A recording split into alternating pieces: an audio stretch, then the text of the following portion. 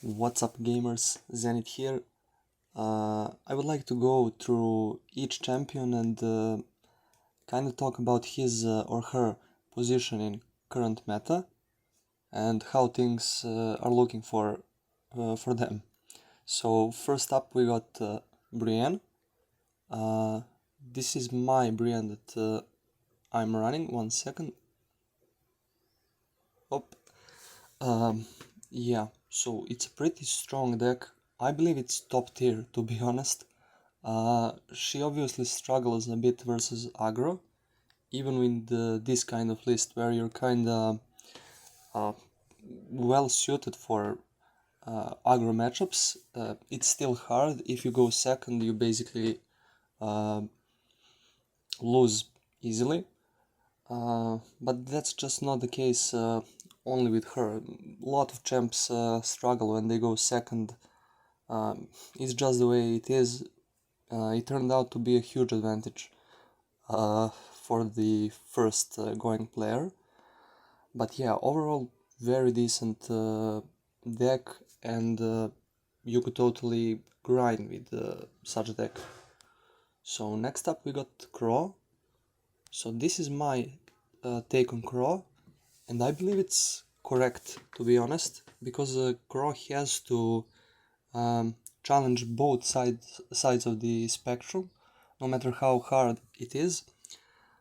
So you're challenging Fate, for example, with the good mid-range minions, such as Plague Lord, Manticore, mainly Oakfist Lantern, to be honest, and some decent early game like Malice Fiend, Jacko. But you're also challenging the aggro players with cards like Plague Swarm and Brushfire Aspect. By the way, I think this is a really underrated card.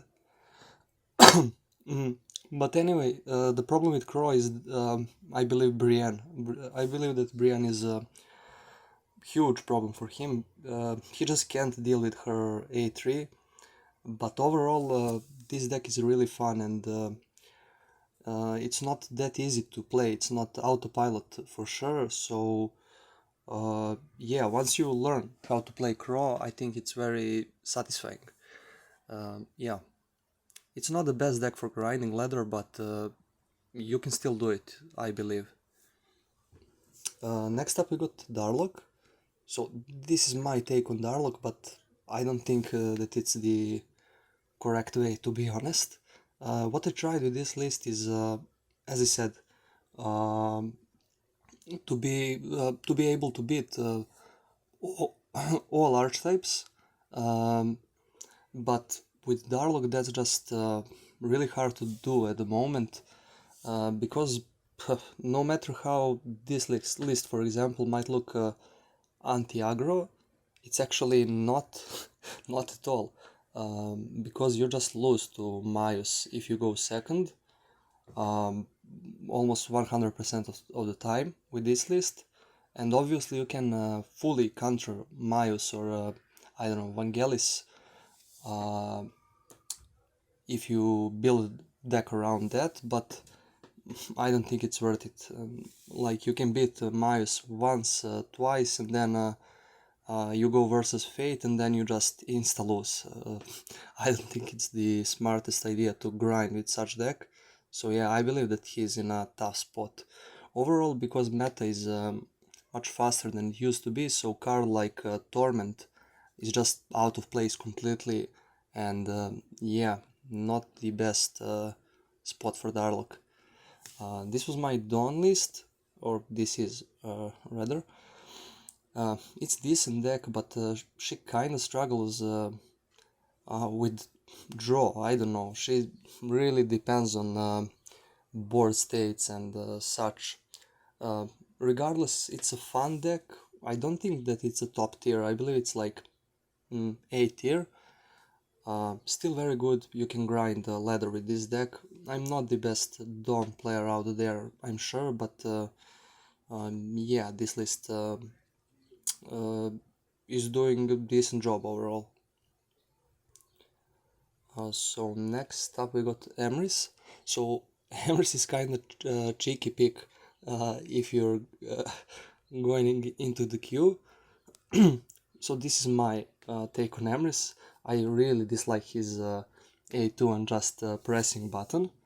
Ironically, I like to press the buttons with mouse, but not with Emrys for some reason. Yeah, so this is my take on Emrys, but it's not correct. It's better if you just focus on his A2. Regardless, I think that overall he can counter a decent number of heroes, but he just insta loses versus aggro. It's not even close, so yeah, it's a tough spot for Emrys as well. Same story, I think, goes for Fate. She can beat any controlled deck pretty much, but as Emrys, she struggles a lot versus aggro, and I don't think it's the best idea to just spam games with her and hope that you will go against Darlock or something like that. So this is my take on Hyperia. I struggled with this list, to be honest.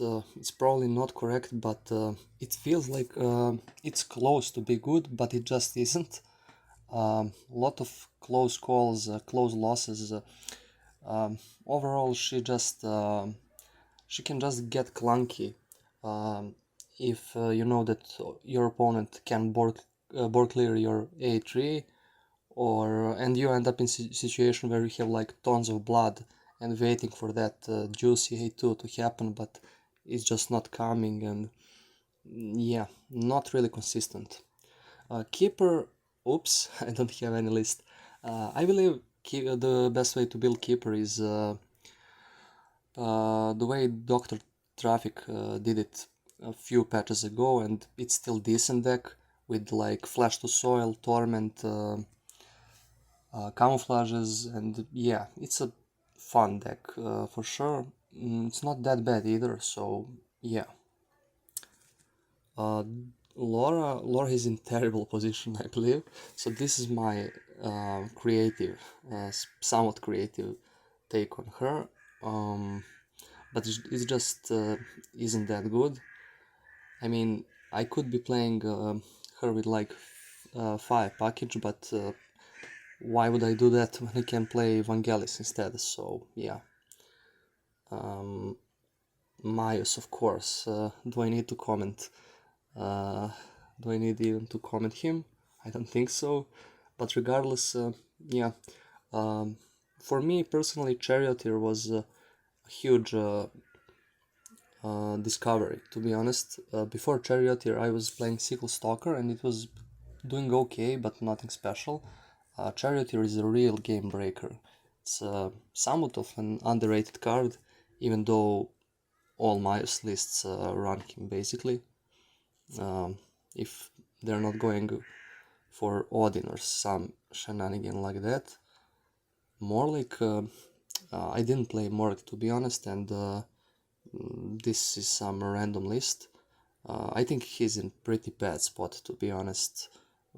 I wouldn't discuss him too much. Similar as Ogma. Here's what my deck looks like. It's terrible. It's just not good. Yeah. Then we have Ramses. Ramses, I think it's pretty decent, to be honest. This this is not the final list. I was having Soul Spears for the Highwayman, to like easily clear early game threats that aggro have, but at the end of the day, you lose value. You're losing a lot of value in such scenarios, and you're then starting to struggle versus slower decks. So he's kind of in a tough spot, but not really. I believe that he can that you can easily grind ladder with Ramses, to be honest. This is Sakara. I think that she's really good, to be honest. Early in the season I struggled a lot versus Bruno's Sahara with my Mayus. If she goes first, she's a beast. She's really tough to beat. If she goes second, a little less good, but still really strong regardless. Salin, I mean, he's similar to Brienne in a way, but he just doesn't need that much of an early game. I just realized that. Because he just loses kinda if he goes second versus aggro anyway, so yeah. And if you don't draw your crazy alchemists, you're screwed. So it's better to have some late game options instead of cards like deranged masochists and such. Tessa, the funny thing about Tessa is that she has the access to best early drops in the game.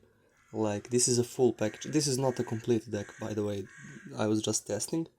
But regardless of that, she is not in a terrible position, but I wouldn't say that she's a top tier. Still, I think that you can also grind the ladder with Tessa.